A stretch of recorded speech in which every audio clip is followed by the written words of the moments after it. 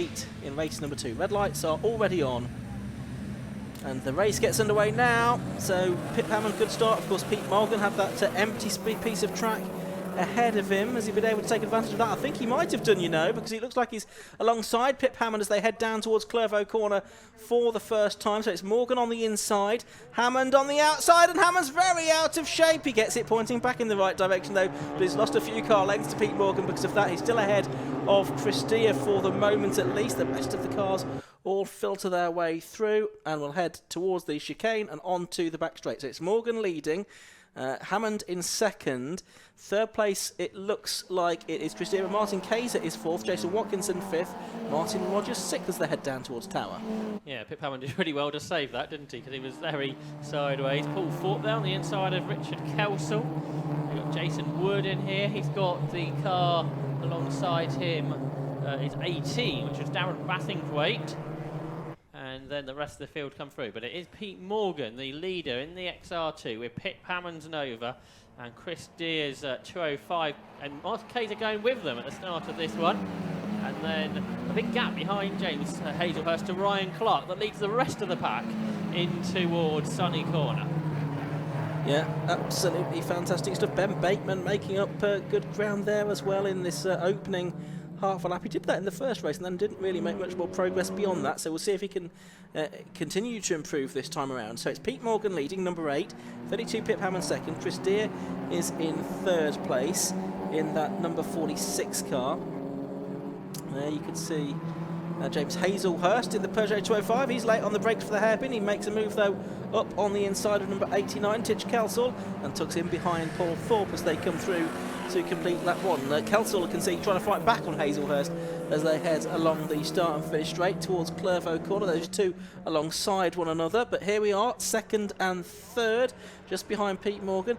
Martin Kaiser going with them as well here, and Jason Watkinson as well. So certainly so far Kaiser having a better race in his second race than he did in race 1. Not such a good race for Rick Groom though, for Finn Groom that was in fact, and the other car that entered with the gravel was that Brock, or Robert Campbell, wasn't it? I think the 47 car from 17th place. Well, it might have been Peter Oscaby's Nova. It looks Nova shaped, doesn't it? A bit. Oh, yes, it is. It's Oscaby in the end, yes. Who's a couple of places further back.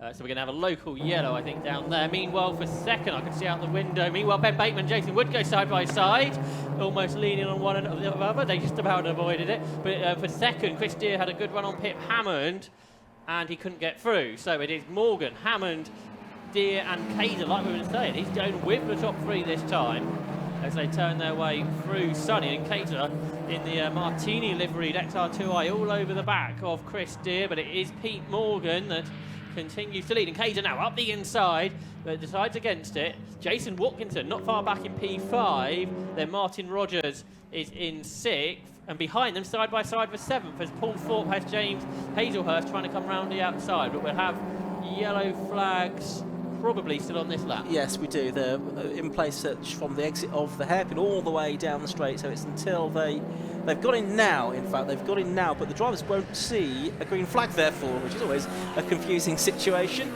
So it is still Pete Morgan leading, with Pip Hammond second, Chris Deere in third position as they head into Clervaux Corner. That incident having been cleared very quickly by the snatch vehicle. Good work by the crew down there.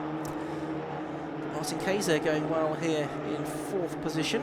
Here we can see a bit further back the battle between Ryan Clark, number 33, and Rick Groom, number 92. So this is for 11th and 12th positions at tribute Peugeot World Rally Championship livery from Ryan Clark from Reigate. He's dropped behind Darren Bassingthwaite, who's having his best race in classic stock, actually inside the top 10. Going well. Rick Groom's going to lose a place here to Jason Wood, I think, who's had engine problems this weekend, and a lot of work to get him out in that PDC Vauxhall Nova, and he does go around the outside into Tower to get ahead of Rick Groom. Then it's Ben Bateman there, it's Paul Brook in his Fiesta XR2i.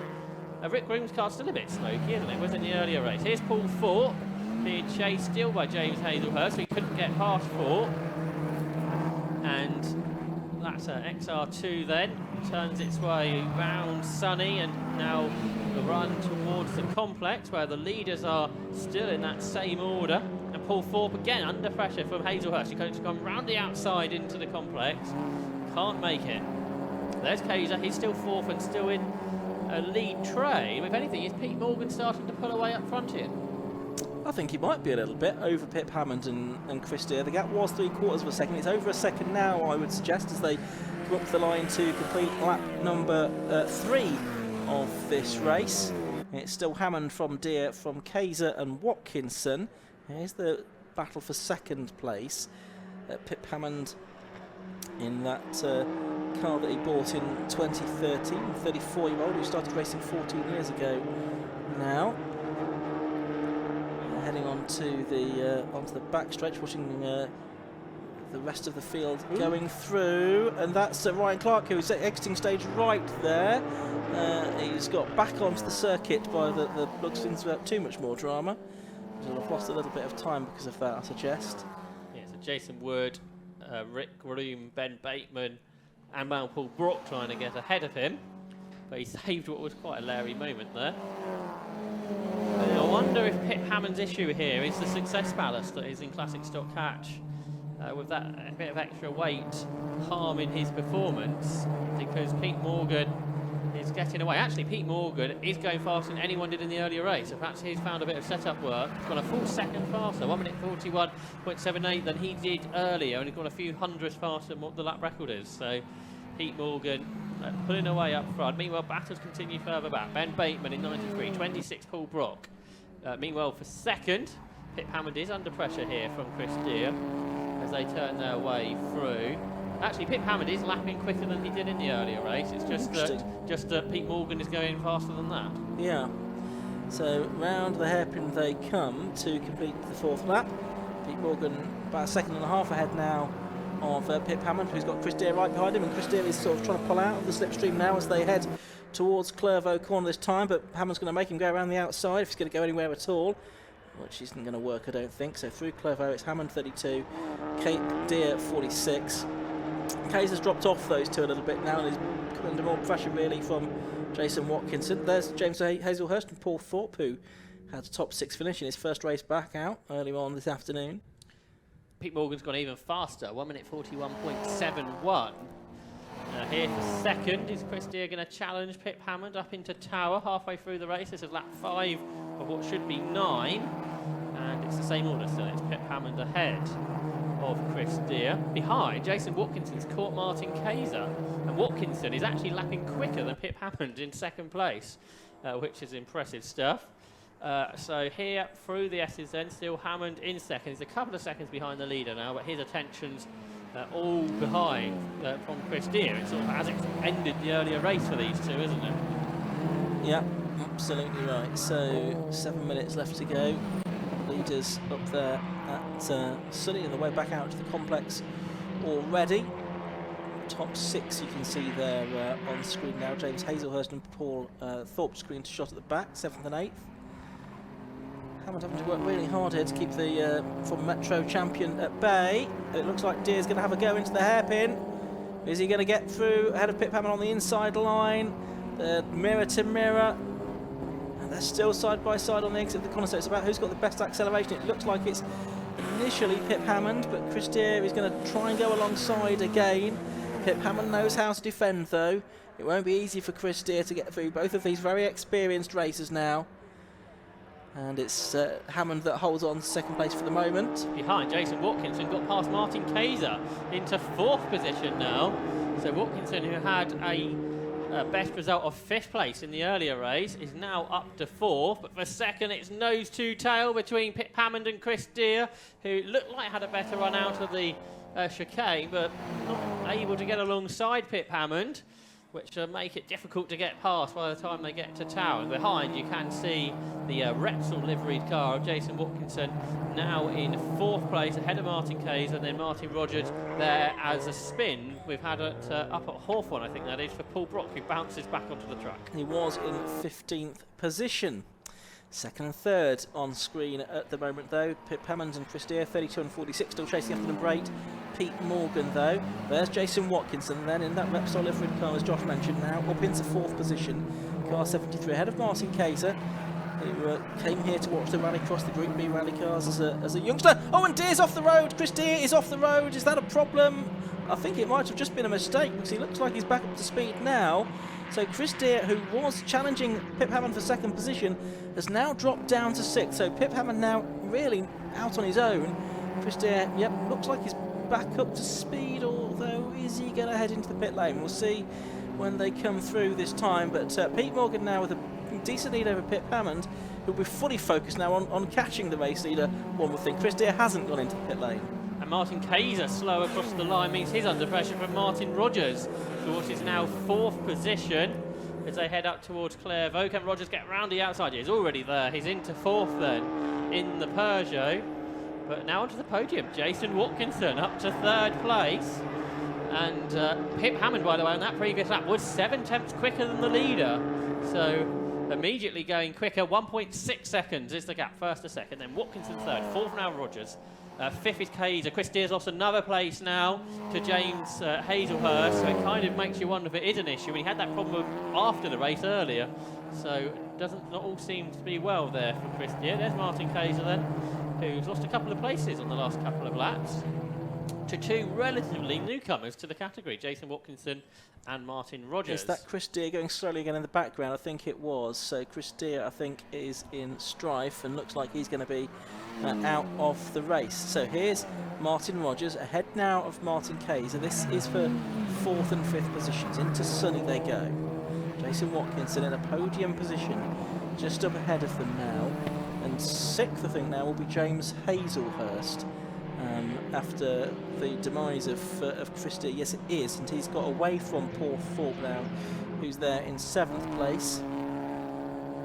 Here's the fight for 3rd, though, and it is a fight. Jason Watkinson with Martin Rogers behind him. Martin Rogers makes a bit of a mistake there. Thought Martin Kayser might make an attempt to get through. The Coventry-based driver, whose son James comes along to support and help prepare the car for most of the races. Not sure Martin Rogers has had a podium before, has he? Memory, so both him and Watkinson looking for their first podiums. Perhaps that's why we saw him challenging so hard. But it's 2 laps to go. Pete Morgan upped his pace on the last lap, so 1.9 seconds a gap. Martin Kayser's been given a penalty for track limits infringement. We haven't seen them all day, and now we've seen a couple all weekend. Now we've seen a couple this afternoon. Martin Kayser, a 5-second penalty we're being notified of for exceeding track limits. And at the moment that would drop him to 7th behind James Hazelhurst, who's right behind him on track, and Paul Thorpe as well. So there's Jason Watkinson in 3rd, Martin Rogers in 4th. That's not Chris Deere coming into the pit lane. That's Robert Campbell in the identically liveried car, but both of those cars in strife, it would seem. Yeah, so both cars out the same morning with some kind of issue, but Chris Deere trying to get his car home, trying to get points, which could be important as the year goes on. Now, this lap, Watkinson's got away, I think, from Rogers. But Martin Kayser's been caught by Hazelhurst. As you were mentioning, he was close behind. This is lap 8, the penultimate lap of the race. That's the Peugeot 205 and James Hazelhurst is right on terms with Martin Kayser as they turn their way through Sunny. But it is Kayser still ahead. The lead into the complex gap similar, I think, between Pete Morgan and Pip Hammond. But that battle continues there between Martin Kayser and James Hazelhurst through the final complex, by far the slowest part of the track for the final section. And they stay in the same order for now. And again, Martin Rogers is back with Jason Watkinson. Although that gap looked like it had gone up, it's come back down again with 1 lap to go. Yeah, last lap's board has been shown. Pete Morgan leading by 2 seconds exactly as they go on to the final lap from Pip Hammond, who in turn is 4 seconds or so clear of Jason Watkinson. The gap between Watkinson and Rogers, though, is only about 0.4 of a second. It looks like it's less than that now. We're watching the battle a little bit further back, which is Hazelhurst and Kayser. Kayser ahead on the road, but he's got this 5-second penalty. And those are the cars that are closest together here. But here's Watkinson, the 3rd place driver, and Rogers. There's about 6 or 7 car lengths between those two. So it's a bit closer behind for 5th on the road, with Hazelhurst challenging Kayser, but of course Kayser has that penalty. He's gone out wide anyway, so Hazelhurst gets through. Possibly Kayser was aware he had that penalty, so there was not much point trying to defend from James Hazelhurst there. But it's Pete Morgan out front by a couple of seconds. He finished 3rd in the earlier race, and he's dominated his race a little bit, hasn't he? Because he's pulled away from Pip Hammond. A good start, that's what got him in front. Getting past Pip Hammond might have been rather more difficult, but that he was in front, so he was able to make this gap from Pip Hammond. And then for third, it's still Watkinson ahead of Rogers, but that might be a battle to get sorted out in the final couple of bends. Yeah, so Pete Morgan heading towards the checkered flag, very experienced racer, done some historic mini racing as well. Third and fourth, though, still together. Watkinson and Rogers heading down to the hairpin for the final time, so this is probably the final opportunity for Rogers, who sends one up the inside. He's done it, he's gone through, but I think he's going to run wide on the exit of the corner. Yes, he's all over the grass, so he's not even going to get inside the top 6, I don't think. But the win goes to Pete Morgan from Pip Hammond in second place. There's Rogers rejoining the circuit, and he might, just on corrected times, be ahead of Martin Kayser in 6th position, that would be. So Morgan the winner in number 8, 32 Pip Hammond in second, and Jason Watkinson number 73 in third place. James Hazelhurst therefore getting 4th on the final lap after that exuberant bid for a podium from Martin Rogers. Kayser 5th, Rogers is 6th across the line, so I think it will be Rogers 5th in the classification. Paul Thorpe 7th, Titch Kelsall, Chris Deere and Darren Bassingthwaite completing the top 10. An exciting finish there, Josh. Yes, I think Martin Rogers wants to be thankful that Jason Watkinson saw him coming, because there would have been quite a lot of contact, I think, without him turning out of the corner. But congratulations to Jason Watkinson. It's a really strong performance from him for this first weekend of the year. A big improvement from last year. And to be right at the front, right on leading pace, only 4/10 of a second off the fastest lap of the race. I'm sure he'll be delighted with that, and on the podium too. But Pete Morgan, he'll be pleased too, won't he, with that race win. Pip Hammond on the podium again as well. But sort of the two, what might be the championship contenders we thought about coming here. The two drivers that finished second, third in championship last season. Well, Chris Deere did finish, but he had problems, and DNF and DN did not start for Stuart Place. It's not the way to start the year. Certainly not. Let's have a look at the results. Those that did finish then. Pete Morgan it was that took the win. In that 9-lap race, he was 2.12 seconds in the end ahead of Pip Hammond, so 8 from 32. Jason Watkinson, number 73, took third, his first podium. Fourth, number 12, James Hazelhurst. Once the times are corrected, we'll see it to be number 88, Martin Kayser, dropping to 6th behind number 39, Martin Rogers, with that track limits penalty. In 7th place, number 40, Paul Thorpe, so a 6th and a 7th for him on his return. 8th was number 89, Titch Kelsall. Chris Deere hung on for 9th place in 46, and Darren Bassingthwaite rounded out the top 10 in number 18. Further back, Jason Wood, Rick Green, Ben Bateman up to 13 this time. The Ryan Clark car, after a couple of moments, took 14th, and Paul Brock 15th. Finn Groom 19th on the screen there, but he wasn't in fact classified after that incident with Pete Osby at the start of lap 2. And the Classic Stock Hatch contenders are back out in action in 3 weeks' time at Silverstone on the national circuit. 2 more races to come this afternoon here at Croft. We've got sports car racing up next, the 5 Club Racing MX5 Cup, the last of the sprint races that we'll have today, and then it's going to be the Gas Shocks 116 Trophy, which is our 90-minute endurance race to round out this weekend's action here at Croft Circuit. And we've had some excellent racing so far, and I'm sure that theme will continue into the final couple of races as well. Weather a bit like yesterday, it's clouded over after a bright start to the day at Croft, but we've not had any of the rain, touch wood, that we had yesterday afternoon that spiced up a few of the races during the course of the afternoon. So the cars making their way into Parc Fermé for the post-race checks. The leaders have stopped down in the pit lane to speak to Chris Stevens. I'm here with our race winner, Pete Morgan. Pete, we don't see performances like this in the Classic Stock Catch Championship. You dominated that one. I've been out of it for 2 years. My lad's been riding the car last year. Ryan won it last year. So I've somewhat got to go one better than what he did. So just get on with it, really. Yeah. So, as I say, I've been sitting out of it for the last 2 years. So thought come back and give it a go, really. Well, clearly it's a very fast car and it runs in the family as well.